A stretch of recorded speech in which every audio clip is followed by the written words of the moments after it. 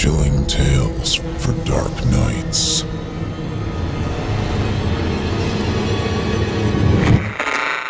Want to make sure you never miss a Chilling Tales for Dark Nights video again? Be sure to subscribe and hit that bell to turn on notifications. The following interactive performance is a second-round entry in Chilling Tales for Dark Nights' 4th annual Evil Idol voice acting competition. And you, listener, get to help decide who advances to round 3. Voting is simple. Following the performance, simply click the thumbs up icon on this video if you'd like this contestant to move forward, or the thumbs down if you'd like to see them be eliminated. Voting on this entry will conclude 1 week after the date of its posting. Thank you, and good luck to all of our contestants. It's a simple tradition. For every night you receive a gift throughout the week of the fall equinox, you must leave a wildflower in exchange. This is what my sister Kate told me when I came to visit her in late September. She'd been living in a small town in Panama for 6 months, and she'd already picked up on a lot of the local superstitions. The very first night I was there, I noticed a brass tray on every porch, each containing a bundle of flowers wrapped in old faded ribbons. Most of them were red or had been in a past life, but there were a few blues scattered among them. I was the one who asked about it, so when my sister went off on a tirade about Las Malvadas, as well as something that loosely translates to the culling of souls, I listened politely and didn't tell her how ridiculous she sounded. Back in Michigan, she'd never been the gullible type. We've both always liked the idea of ghosts and ghouls, but we knew that sort of thing didn't actually exist, or at least we did. The whole thing made me kind of uncomfortable, just how serious she was about it. But at the end of the day, I figured it was harmless enough. I even helped her pick some wildflowers behind the house to put in the offering tray. And in the morning, there was a little figurine carved from wood, wrapped in another ribbon. My sister was relieved to see that the ribbon was red, but she brushed me off when I asked her what it meant to get a different color. By that point, I actually thought that tradition was kind of cute. I imagined little old women going out at night and leaving trinkets for the neighborhood, taking only flowers as payment. It was a shame the whole thing was based on fear, but the gesture itself seemed kind of nice in a quaint sort of way. Over the next few days, we traveled all over the city and kept busy until evening. I would have forgotten about the offerings completely if it weren't for my sister making a point of putting those flowers out each night. Eventually, she had to go back to work, but I was able to entertain myself well enough. I hit up some of the local markets and brushed up on my Spanish while getting plastered with strangers. My sister was usually back in time to have dinner with me, but one night she called to let me know that she'd be working late. She didn't expect to be home until the wee hours of the morning, so I thought I'd hit up another nearby bar to pass the time. "Don't forget to put out the flowers," my sister told me before we hung up. "I'm serious. They need to be on the tray by midnight." Yeah, I replied. "I'll put them out." "I'm not kidding, Matt," she said, all uptight and somber like when she'd first explained it to me. "I'll put them out." I said this trying to hide my annoyance from my voice. It was one thing when she wanted to take part in this silly thing, but I shouldn't have to be dragged into it.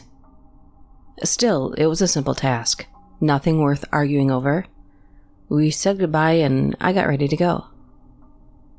I stumbled in around 1 and fumbled with my keys way longer than was reasonable. All I could think about at that point was getting to bed. I plopped down on the futon and was almost out completely when I remembered the flowers. It took every ounce of strength I had just to sit up. I faced the front door and it suddenly seemed 50 miles away. I had promised my sister, and I didn't want to go back on that. But the more I thought about it, the more pointless it all seemed. She wouldn't even notice that I hadn't put out the flowers, since whoever was picking them up would have grabbed them by then. Maybe she wouldn't get a gift because of my failure to follow through, but I just didn't have the energy to worry about that now. With a twinge of guilt that quickly turned into irritation, I flopped over and passed out.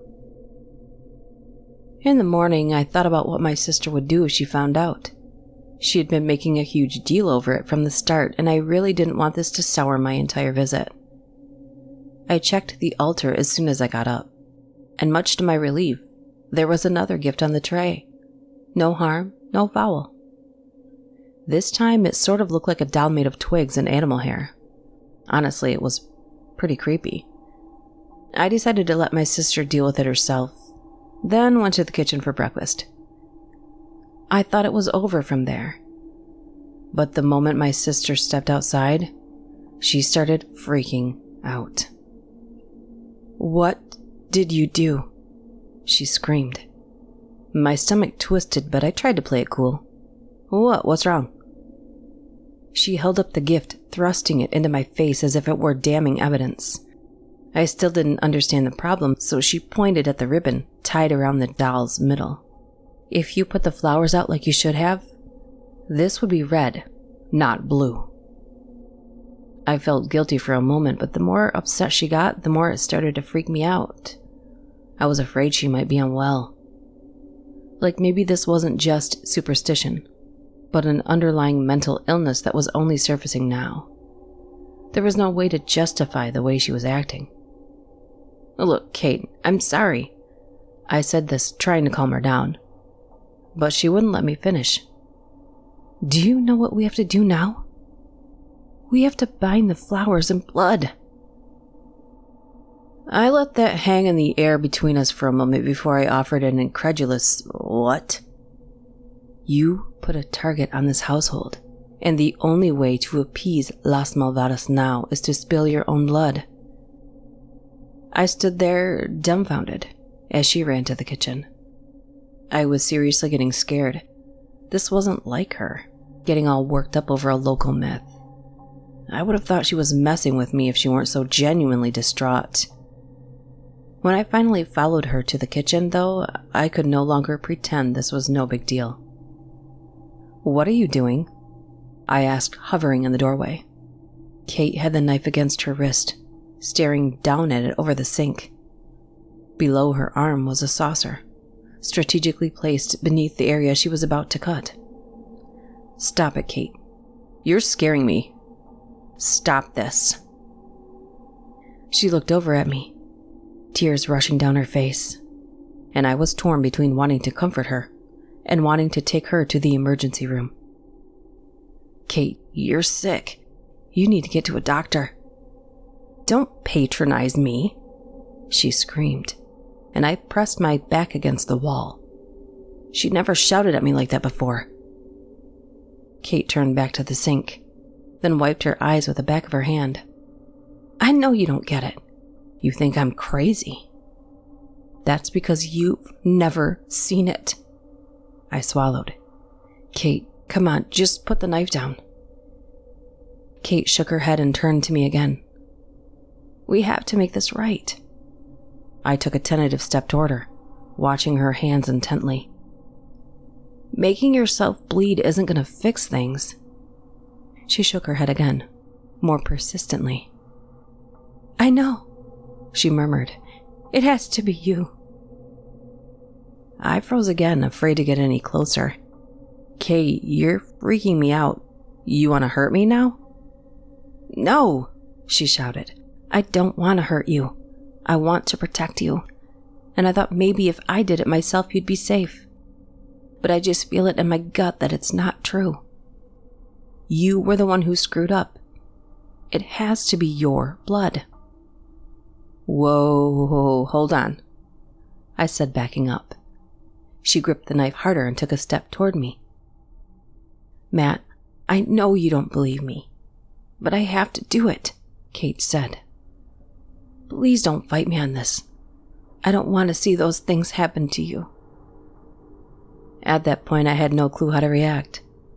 Despite what she was saying, she sounded like my usual rational sister, only more tearful. I just couldn't reconcile the fact that she thought that cutting me would stop some evil witches from retaliating against us. "What things?" I asked, almost afraid to find out. Had she seen something happen in that isolated town? Trauma can do things to a person's psyche, make them believe things they wouldn't have otherwise. I think they call it a coping mechanism, trying to make sense of the unfathomable. Kate's eyes locked with mine, desperation in her gaze. They don't have bodies of their own, she said, the hysteria fading into a rueful calm. They have to gestate in a chosen vessel. If you don't fix what you did, she could pick you to be her vessel. Or worse.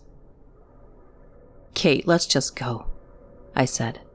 Let's go into the city and get a motel, and then we don't have to worry about malvadas or curses or any of that stuff. It doesn't matter, she said, holding up the knife. They'll find you wherever you go. It's too late. You only have one option. She reached out and grabbed my wrist with more strength than I thought she could muster. Kate, stop it. I said this, pulling back. All you had to do was put out flowers, Matt, she snapped.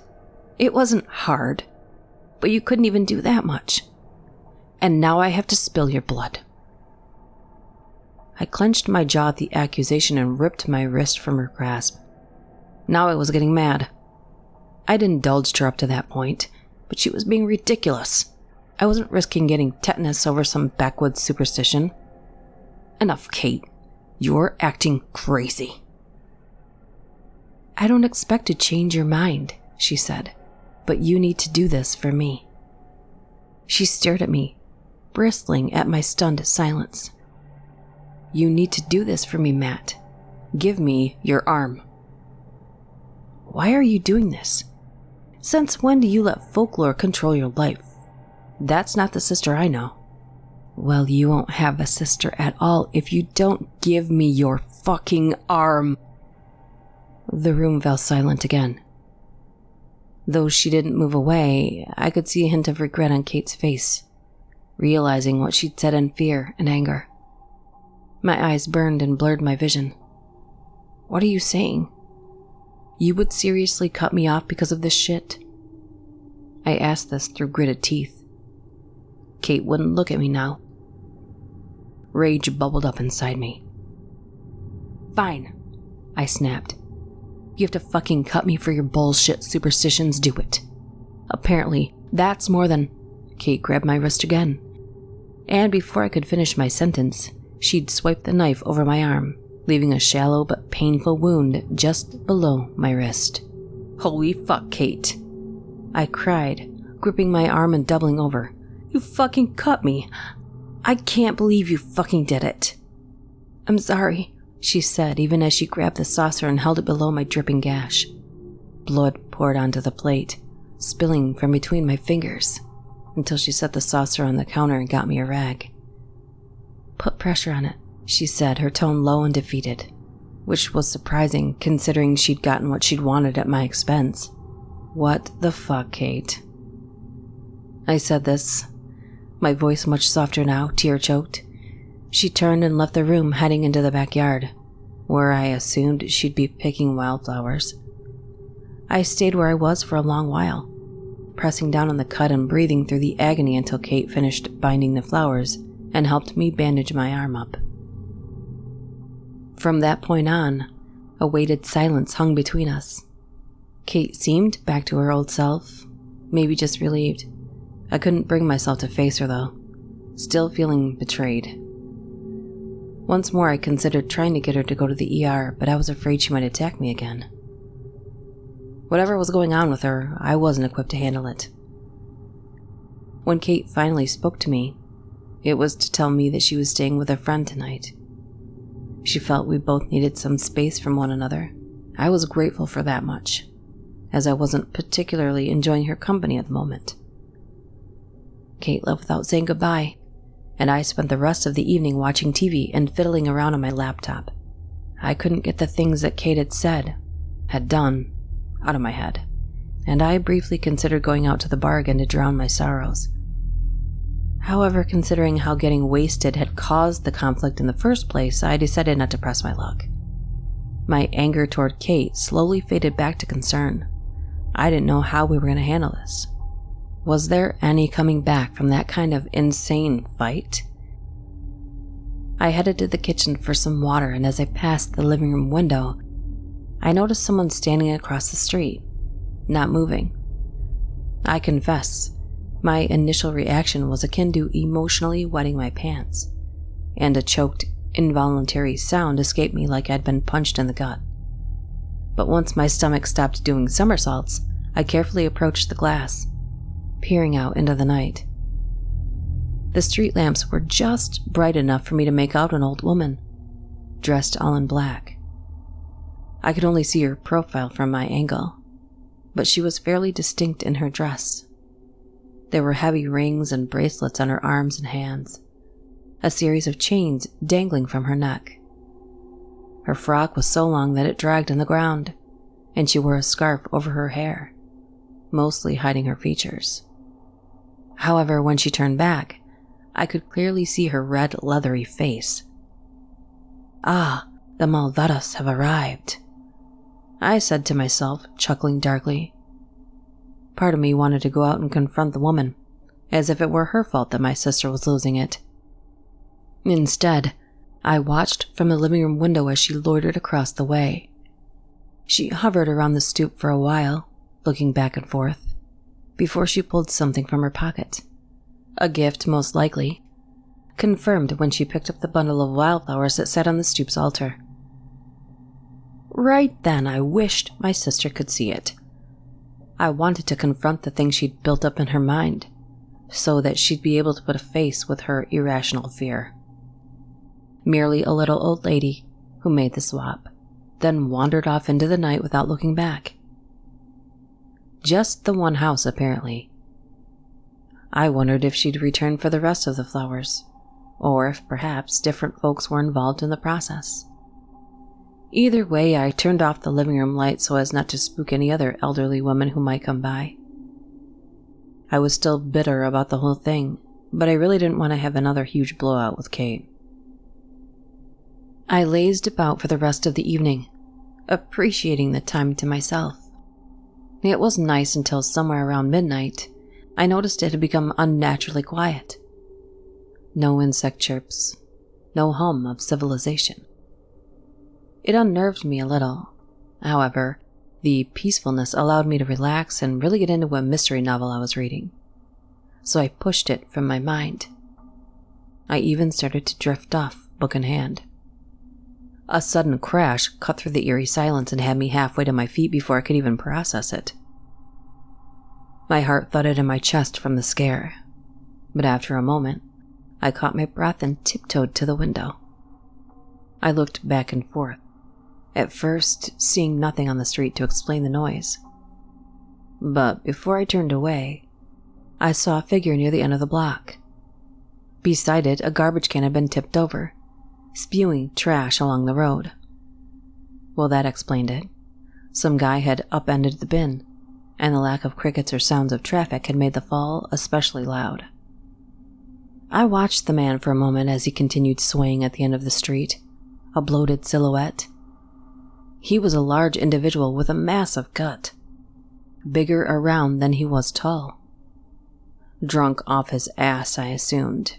He stood in the darkness like that for some time, rocking back and forth, before he took his first unsteady steps onto the sidewalk.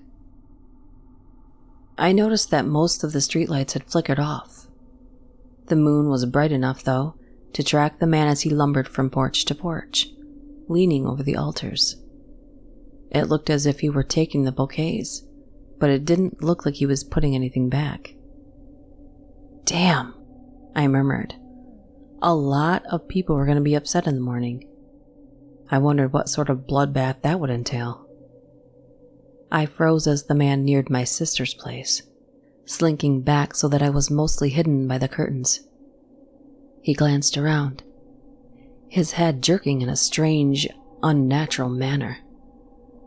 Then he waddled to the porch from before. The streetlight flickered on again, just in time for me to see the man projectile vomit all over the stoop.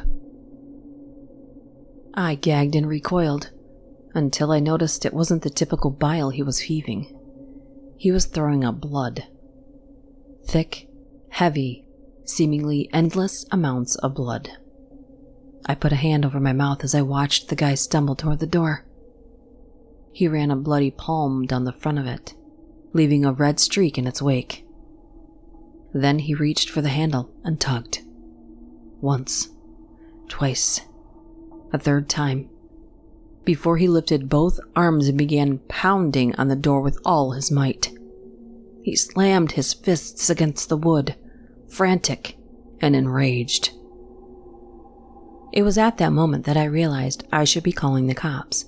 If nothing else, the guy needed medical care. I went to dial 911. Then it occurred to me that that might not be the emergency line in Panama. Flustered, I tried looking it up on my phone, when the guy outside drew my attention once more.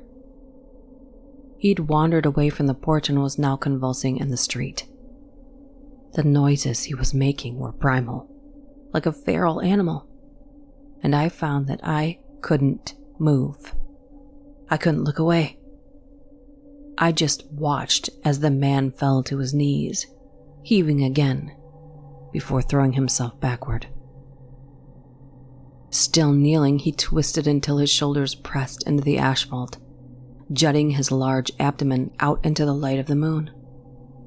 His body had bent so sharply, so abruptly, that it appeared as if he'd snapped in two. And that's when I saw the movement. It was easy to miss at first, but soon there was a distinct ripple beneath the man's skin. Something was shifting around in his gut. I wanted to look away, but I couldn't. Trapped in my fear and morbid fascination, the ripple grew stronger, and the man's skin began to distort as something pushed out from the inside. It reminded me of a balloon being stretched out as wide as possible, thin enough to see through. Pressure as it was pulled to its limit. Then it snapped. A hand shot out of the man's gut, thrusting into the air like a strained rubber band released. The man continued to convulse as his belly tore from the other side, and another hand ripped out, wriggling its fingers in the cool night air. The hands flexed, then reached down to plunge their long nails into what skin was left. They tore the man open, freeing more of whatever was inside, as a thick head of hair emerged. Then the beginning of a skinny, crooked body. Steam poured off of the man as the thing broke free, his entrails spilling about the street. As it stood pale and naked, facing the other house, I could see it was a woman that had crawled out of him. Well, some semblance of a woman. More like what a woman would look like if designed by a person who'd never actually seen one before. She stood about 3 feet tall, hunched over, her wrinkled skin sagging, hanging from her bones.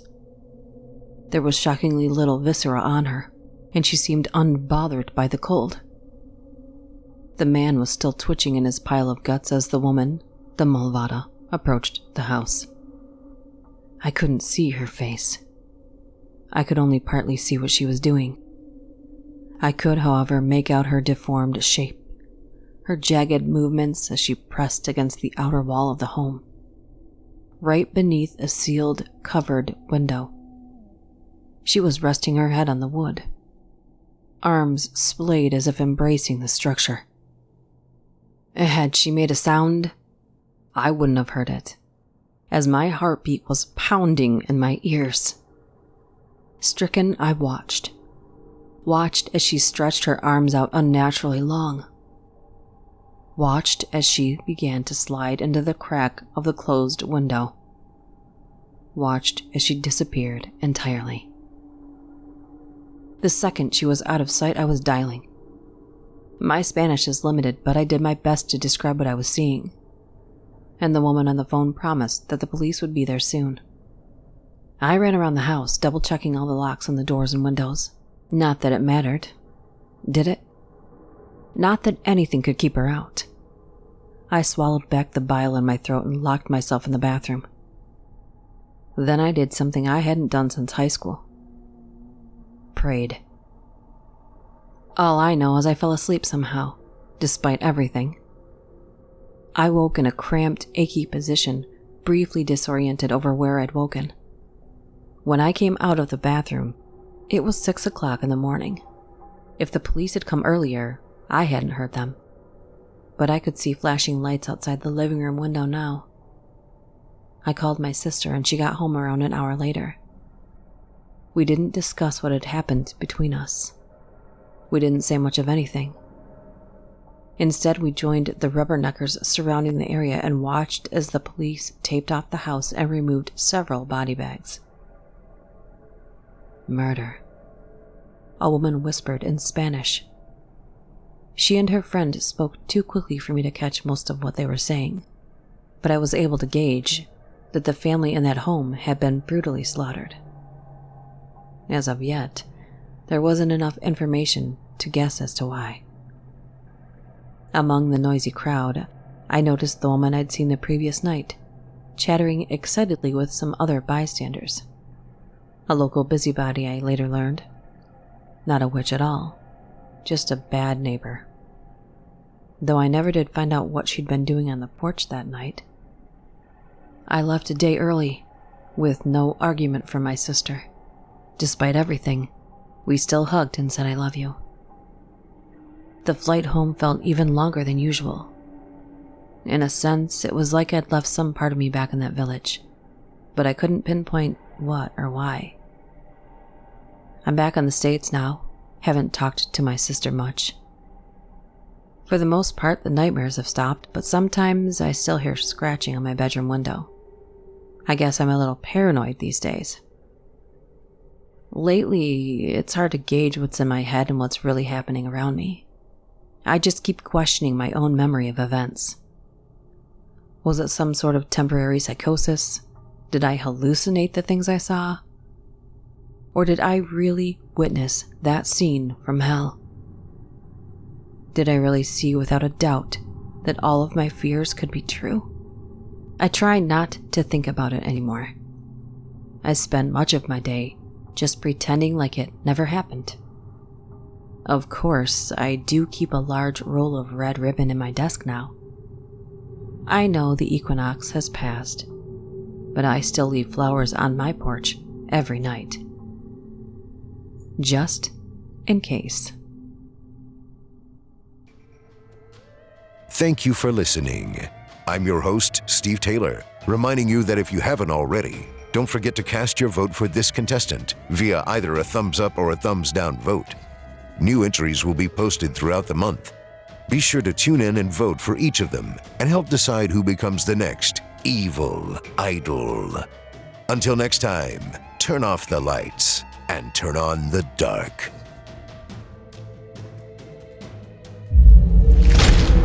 Chilling tales for dark nights.